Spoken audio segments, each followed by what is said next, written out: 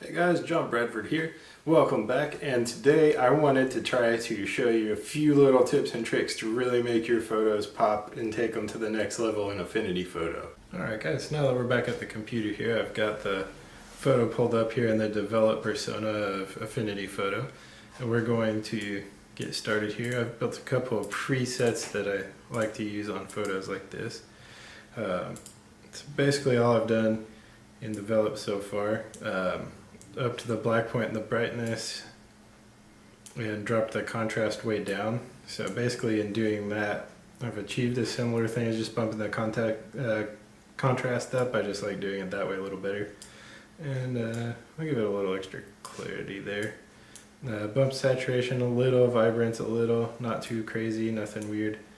Shadows down, highlights down a little, give us a little more detail. For tones, I've just done a curve setting with a slight little S-curve, 3 little nodules there, one in the middle, one up, one a little down. That gets us to this point versus, here's where we started, there's where we are just with those little adjustments. So we'll go ahead and develop it, and going into this next screen here, bring us into the photo persona, and this is where I'll really show you all the cool tips and tricks here. Full disclaimer, it's a little bit of stuff I watched on Peter McKinnon's channel for Photoshop. I've just figured out how to translate it over to Affinity Photo, and then I add a little bit of my own touch to it. So we'll start off here with a Control J, which gives us a duplicate layer. Come up here to layer, new live filter layer, and a Gaussian blur filter. We'll bump this up to a 5. Now we've got this blurry looking mess. But when we go to blend modes here, set to soft light and our opacity, and we can drop it down to see what looks good. In this photo, I like it here at 75. So now we'll Control Shift Alt and E, which brings us a merge visible layer.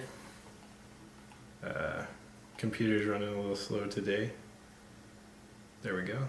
So we'll come up here. The other way you can do that is come to layer here and merge visible, same thing. And now that we've done that, we'll do Control U, which brings us HSL filter layer. We'll drop this saturation down to negative 100%. We'll nest it into that new layer, set that layer to overlay. Now we've got this weird looking thing here, but no worries, cause come down here, another new live filter layer, and we'll do high pass filter. Bump this all the way up here around, I don't know, 15.5 looks good. And we'll tone that effect down a little with the opacity, about like that.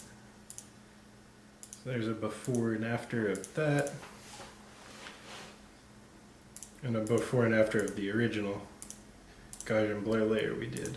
So we've come a long ways already, and you could be finished here. That'd be all well and good, if that's what you like. But I also like to come down here to an adjustment layer, hit levels, and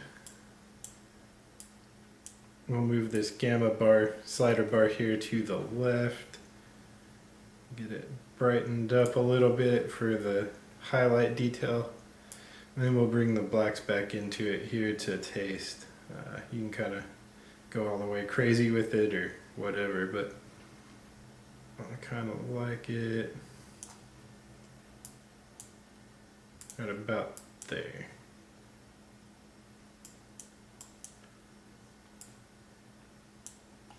So, tweak that just a bit. Here is the efforts that we've done all together. If you take them away, here's where we started, here's where we're at now. Pretty big difference, pretty easy way to make these photos really pop, and it didn't take me any time at all to do that. Alright guys, so there you have it. That's all it takes to really do a pretty significant difference edit from going to the raw file to the final file. It took us less than 5 minutes, just using a couple little tricks and tips in there, and we really changed that raw file from something pretty flat and normal looking to a really vibrant, good looking landscape edit.